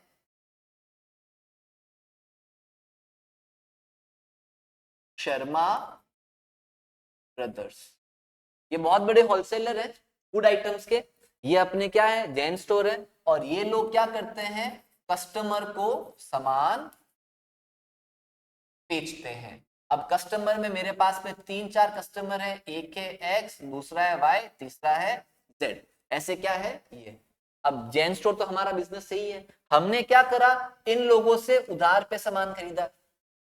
उधार पे भी खरीद सकता हूं और कैश पे भी खरीद सकता हूं। अगर मैंने इससे क्या करा? कैश में सामान खरीदा है, तो मैंने तो क्या करा? परचेज करा, मुझे शर्मा ब्रदर के नाम से कोई मतलब नहीं है। लेकिन अगर वही मैंने क्या करा? इससे क्रेडिट में, उधार में सामान खरीदा, तो बताना जैन स्टोर ने क्या करा है? उधार पे क्या करा है? यहाँ पे परचेज करा है, हाँ या ना? बताना शर्मा ब्रदर आपका क्या है? सप्लायर है कि नहीं है? बताओ सप्लायर क्या बनता है? सप्लायर क्या बनता है? लेनदार बनता है। क्या बनता है? लेनदार। दैट इज आपका क्या बनता है? क्रेडिटर। जब जब आप लोग क्या करोगे? उधार में किसी पर्सन से सामान खरीदोगे, वो पर्सन आपका क्या बनेगा? लेनदार बन जाएगा। मतलब ये बन जाएगा तुम्हारे लिए मांगीलाल। मांगीलाल मतलब वो आदमी जो पैसा मांगने आ जाएगा। तो शर्मा ब्रदर्स तुम्हारा क्या है? मांगीलाल है। क्या है? मांगीलाल है। ये तुमसे क्या करेगा? पैसा मांगने आ जाएगा, हाँ या ना? अच्छा, अब मेरी दुकान पे बहुत सारा सामान पड़ा है, तो मैं क्या करूंगा, कस्टमर को सामान बेचूंगा। क्या करूंगा, कस्टमर को सामान बेचूंगा। अब कस्टमर को मैं सामान कैसे बेच सकता हूं, कैश में बेच सकता हूं, और कैसे बेच सकता हूं, क्रेडिट में भी बेच सकता हूं। अगर मैंने इन सभी कस्टमर को क्या करा है, कैश में सामान बेचा है, मेरे को उनके नामों से कोई मतलब ही नहीं है, बेच दिया, अब जाओ। दूसरा मैंने क्या करा है, उधार पे बेचा है। तो जब मैंने इन कस्टमर को क्या करा, उधार पे सामान बेचा है, क्या करा है, उधार पे सामान बेचा है, तो ये सारे कस्टमर मेरे क्या बन जाएंगे, ये सारे कस्टमर बन जाएंगे मेरे डेटर, दैट इज देनदार। क्या बन जाएंगे, देनदार। जिसको मैं बोलूं तो ये मेरे क्या बन जाएंगे, देवीलाल। क्या बन जाएंगे, ये देवीलाल और मांगीलाल कोई शब्द नहीं है, तो बस ऐसे ही हमने नाम निकाले, ठीक है ना। देवीलाल कौन, जो पैसा देगा, मांगीलाल कौन, जो पैसा मांगेगा। मतलब जो पैसा लेने आ जाएगा, लेनदार मतलब क्या, जो पैसा लेने आ जाएगा, लेनदार। देनदार कौन, जो पैसा देने आएगा, वो क्या, देनदार। ठीक है ना। तो कस्टमर लोग क्या करेंगे, फ्यूचर में पैसे चुकाएंगे कि नहीं चुकाएंगे, सही बात है। अब इसी के साथ में एक और चीज समझ, और चीज क्या समझनी, ये जितने भी लेनदार होते हैं ना, ये होती है हमारी लाइबिलिटी। क्या होती है, लाइबिलिटी। और ये जो देवीलाल होते हैं, जो हमारे देनदार होते हैं, वो क्या होती है, हमारी एसेट। अब तुम बोलोगे कैसे, तो देखो, लाइबिलिटी क्यों है ये, लाइबिलिटी का मतलब क्या, वो ऐसे लोग जिनको मुझे क्या करना पड़ेगा, फ्यूचर में पैसा चुकाना पड़ेगा, वो लोग क्या होते हैं, लाइबिलिटी। क्या होते हैं, लाइबिलिटी। अब मुझे बता दो, ये लेनदार, क्या शर्मा ब्रदर्स अगर मैं आज उधार पे सामान खरीदूंगा, मुझे क्या इनको भविष्य में पैसा चुकाना पड़ेगा, हाँ चुकाना पड़ेगा। शर्मा ब्रदर्स क्या है, मेरा क्रेडिटर, लेनदार, और at the same time it is my liability. Again next time गए तो कस्टमर, कस्टमर क्या, कष्ट से, वैसे तो ये कस्टमर कष्ट से मरेगा, लेकिन मरते मरते भी हमको निहाल करता हुआ जाएगा। कैसे निहाल करता हुआ जाएगा, भैया देखो, हमने आज इसको सामान बेचा, उधार पे बेचा है, ये मुझे क्या देगा, भविष्य में लाकर पैसा देगा, ये बनेगा मेरा देनदार। अच्छा मुझे एक बात बताना, एसेट्स क्या होती है, एसेट्स वो सारी चीजें जिसका, जो तुम्हें क्या करने वाला है, बिजनेस में हेल्प करेगा पैसा कमाने में, इन प्रेजेंट या फ्यूचर, जो तुमको क्या देगा, बेनिफिट लाके देगा, वो सब तुम्हारी क्या होती है, एसेट्स होती है। ये देनदार क्या है, देनदार क्या है, ये तुमको भविष्य में पैसा लाकर देगा, भविष्य में तुमको बेनिफिट लाकर देगा। तो जो भविष्य में तुमको पैसा लाकर दे, वो तुम्हारी क्या होती है, एसेट्स होती है। होती है कि नहीं होती है, इसी की वजह से तो भविष्य में पैसा आएगा। यही है वो एक्स वाई जेड जो तुमको क्या करेंगे, भविष्य में पैसा ला कर देंगे, इसीलिए अपनी क्या हो जाती है, ये एसेट हो जाती है। ठीक है, चलिए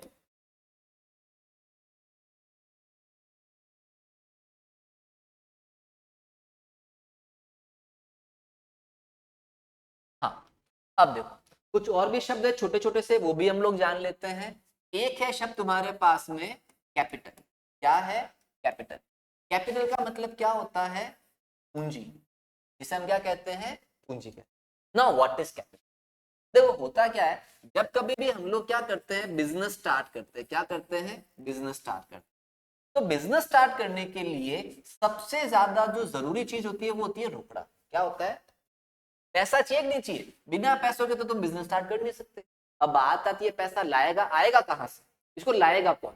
तो देखो, बिजनेस स्टार्ट करने के लिए पहली बात तो बिजनेस स्टार्ट कौन करता है, ओनर करता है। कौन करता है, तो जब एक ओनर ने बिजनेस स्टार्ट करा, भाई वो स्टार्ट बिजनेस कौन करेगा, ओनर। बिजनेस स्टार्ट करने के लिए चाहिए क्या, पैसा। ये पैसा फिर लाएगा कौन, अरे जो स्टार्ट करेगा वही पैसा लाएगा, और क्या, दिखती सी बात है। तो बिजनेस स्टार्ट करने के लिए ओनर पैसा लाता है, क्या लाता है, पैसा लाता है। उसी पैसे को हम लोग क्या कहते हैं, पूंजी कहते हैं। क्या कहते हैं, पूंजी। तो सिंपल सा कॉन्सेप्ट है, जब एक ओनर क्या करता है, बिजनेस स्टार्ट करता है, तो बिजनेस स्टार्ट करते समय वो उस धंधे के अंदर क्या लगाता है, पैसा लगाता है। जो पैसा उसने बिजनेस में लगाया है, उसी को हम क्या कहते हैं, पूंजी या फिर कैपिटल कहते हैं। अब जरूरी नहीं है कि सिर्फ जब बिजनेस स्टार्ट किया जाता है तब लगाया गया हो।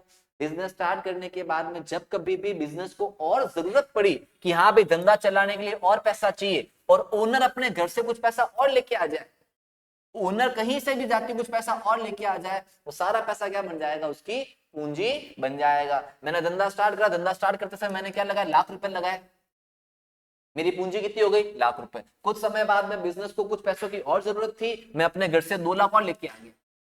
ये भी मेरी क्या है, पूंजी है। लेकिन आज की डेट में मेरी टोटल कैपिटल क्या हो जाएगी, इट इज 3 लाख, क्योंकि पहले लाख रुपया लगाया था, फिर 2 लाख और लगा दिए, टोटल मेरे धंधे में कितने रुपए लग गए, 3 लाख रुपए लग गए। ये 3 लाख रुपए क्या है, मेरी कैपिटल है।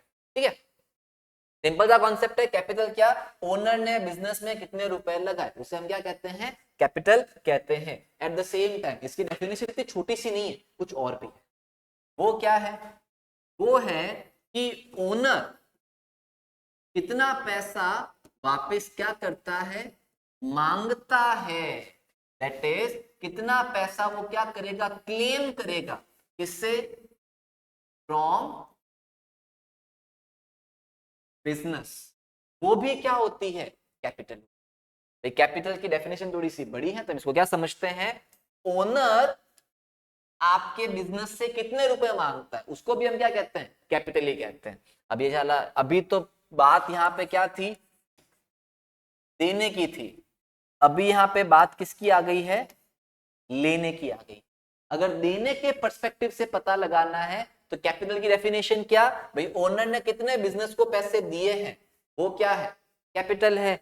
लेने के पर्सपेक्टिव से अगर डेफिनेशन जाननी है तो ओनर बिजनेस से वापस कितने रुपए मांग सकता है, कितने रुपए ले सकता है इन फ्यूचर, उसको भी हम क्या कहेंगे, कैपिटल ही कहेंगे। जैसे अगर मैंने आज बिजनेस में क्या लगाए हैं, 1 लाख रुपए लगाए हैं, तो मैं भविष्य में बिजनेस से वापस क्या मांग सकता हूं, वही मेरा 1 लाख रुपया, मेरी कैपिटल क्या हो गई, 1 लाख रुपए। लेकिन मैंने बाद में बिजनेस में 2 लाख रुपए और लगा दिए, तो मैंने टोटल मिला के बिजनेस में कितने रुपए लगाए हैं, 3 लाख रुपए लगाए हैं। भविष्य में ओनर बिजनेस से वापस कितने रुपए मांग सकता है, जो पैसा उसने लगाया वो 3 लाख रुपए, तो यही 3 लाख रुपए उसकी क्या है, कैपिटल। ठीक है ना। अब इसका यह मतलब नहीं है कि वो सिर्फ 3 लाख रुपए ही मांगेगा, कुछ और भी चीजें हो सकती है जो बिजनेस से क्या करेगा, मांग सकता है। जैसे अगर मैं तुमको बात कहूं तो एक ओनर है, उसने क्या करा, बिजनेस स्टार्ट करा। क्या किया उसने, बिजनेस स्टार्ट किया, और उस बिजनेस में उसने क्या करे हैं, 1 लाख रुपीस लगाए हैं। बताओ उसकी कैपिटल क्या है, 1 लाख रुपीस। क्यों, उसने 1 लाख रुपया लगाया है, जो ओनर ने पैसा लगाया वो भी कैपिटल होती है। अच्छा, जितना वो पैसा वापस मांगेगा वो भी क्या होती है, कैपिटल तो होती है। बताओ ओनर वापस धंधे से कितने रुपए मांगेगा, 1 लाख रुपए। 1 लाख रुपए उसकी क्या है, कैपिटल है। अब बात क्या आती है कि साल भर खत्म हुआ, साल भर खत्म होने के बाद में पता है क्या हुआ, जो मैंने धंधे में लाख रुपए लगाया था ना, उस लाख रुपए से सामान खरीदे गए, सामान बेचे गए, और उससे क्या हुआ, फायदा हुआ। फायदा कितने का हुआ, 10,000 रुपए कितने का फायदा हुआ, 10,000 रुपए का क्या हुआ है, इस धंधे में फायदा हुआ है। आया ना। अब बात ये आती है, ये फायदा क्यों हुआ, क्योंकि इस ओनर ने क्या करा, धंधे में पैसे लगाए, धंधा चलाया, मेहनत करी, हार्डवर्क करी, और क्या करा, बिजनेस को रन करा। उसकी वजह से क्या हो गया, 10,000 रुपए का फायदा। आया ना। अब भाई ओनर क्या बोलेगा, मेहनत मैंने करी तो मुझे क्या मिलना चाहिए, उसका रिवॉर्ड मिलना चाहिए।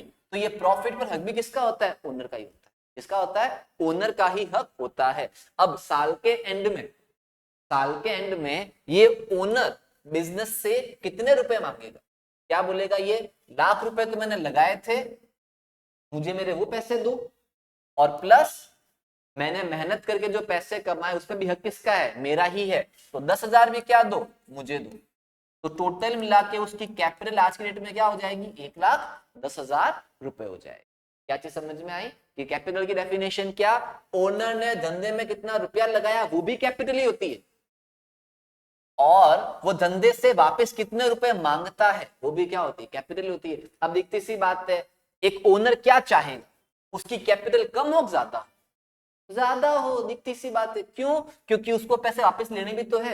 एक तो मेरे को 1 लाख रुपए मिलेंगे, और एक मुझको क्या मिलेंगे, 1,10 मिलेंगे। ज्यादा बढ़िया मेरे लिए क्या है, 1,10। तो मैं क्या बोलूंगा, मेरी कैपिटल यहाँ पे क्या है, 1,10 ही है। तो हम इस अप्रोच से चलेंगे, किस अप्रोच से, इस अप्रोच से।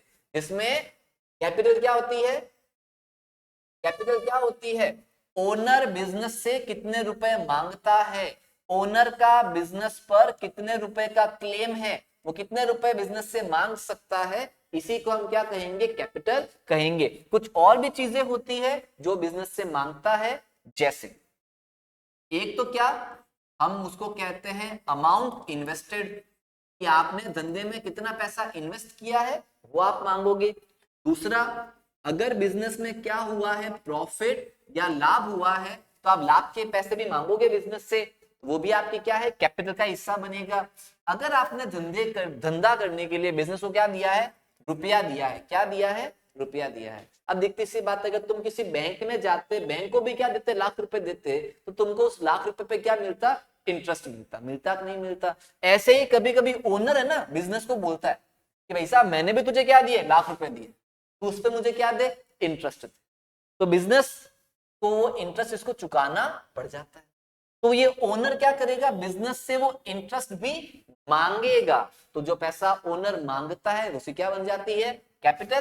तो इसको हम क्या कहते हैं, इंटरेस्ट ऑन कैपिटल, जिसे कहा जाता है पूंजी पर ब्याज।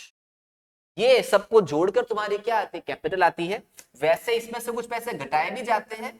अब क्या क्या घटाया जाता है, उसके लिए अलग से चैप्टर है पूरा का पूरा, वहां पे हम जानेंगे कि कैपिटल का अमाउंट किस तरीके से आता है। पर हाल फिलहाल के लिए हमने एक बेसिक सब समझा, कैपिटल क्या होता है भाई, धंधे में ओनर का कितना पैसा लगा हुआ है, या ओनर धंधे से वापस कितना रुपया मांगेगा, उसे हम क्या कहते हैं, कैपिटल कहते हैं। अगला टर्म है आपके पास में क्या, ड्रॉइंग्स। क्या है, ड्रॉइंग्स। ड्रॉइंग को हम कहते हैं हिंदी में आहरण। नाउ व्हाट इज दिस आहरण,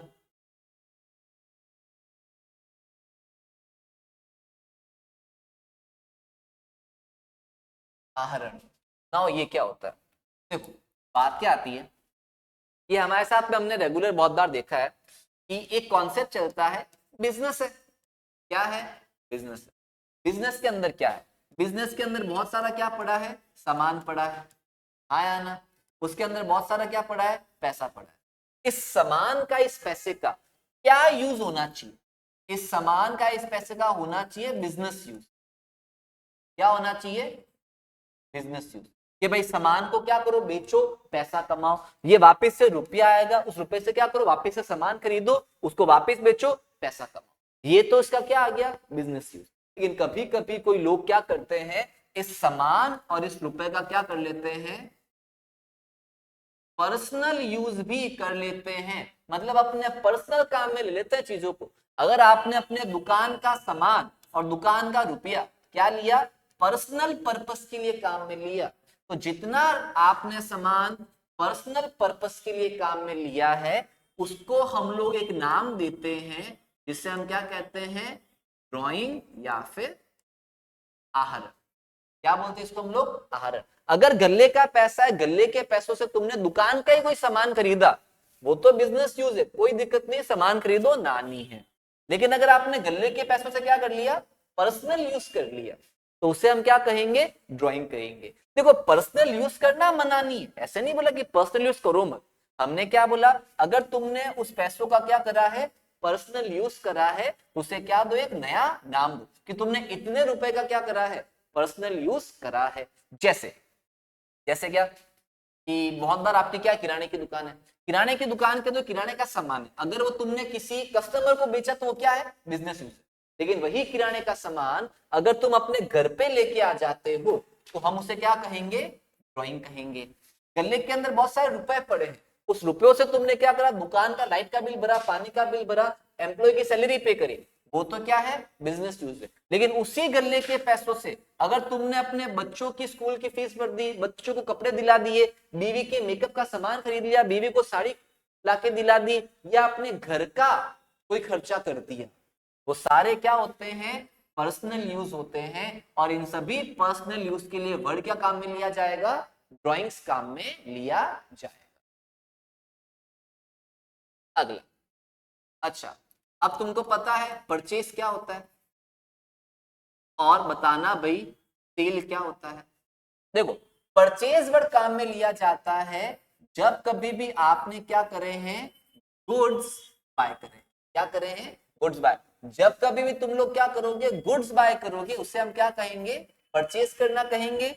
और सेल का मतलब क्या, जब कभी भी आपने क्या करे हैं, गुड्स सेल करे हैं, उसे हम क्या कहेंगे, सेल बोलेंगे। अकाउंटिंग की भाषा के अंदर एक वर्ड काम में लिया जाता है परचेज और दूसरा सेल। परचेज का मतलब क्या होता है, जब आपने गुड्स बाय करे। गुड्स का मतलब क्या, माल भाई, जिस माल में तुम डील करते हो, ट्रेड करते हो, तुम्हारी दुकान किस चीज की है, वही तुम्हारे लिए गुड्स है। अगर तुमने गुड्स बाय करा, वर्ड क्या आता है, परचेज। अगर यही गुड्स तुमने क्या कर दिया, बेच दिया, तो वर्ड क्या आएगा, सेल आएगा। क्लियर है। अब देखो, बहुत बार हमारे साथ में कभी कभी ऐसा होता है, हम किसी दुकान पे जाते हैं सामान खरीदने के लिए। क्या करने के लिए, सामान खरीदने के लिए। तो हमने सामान खरीदा, वर्ड क्या काम आएगा, परचेज। घर पे आए, दुकान पे आए, पता लगा सामान तो क्या आ गया, डिफेक्टिव आ गया, अच्छा नहीं आया, तो क्या करोगे उसको, उसको हम लोग क्या करते हैं, वापस से रिटर्न करते हैं कि नहीं करते हैं, आया ना। तो जब तुमने सामान क्या करा, परचेज करा, तुमने क्या किया, सामान बाय करा, और बाद में पता चला सामान तो अच्छा नहीं है, सामान तो डिफेक्टिव है, खराब आ गया है, तुम उसे क्या करोगे, वापस से रिटर्न कर दोगे।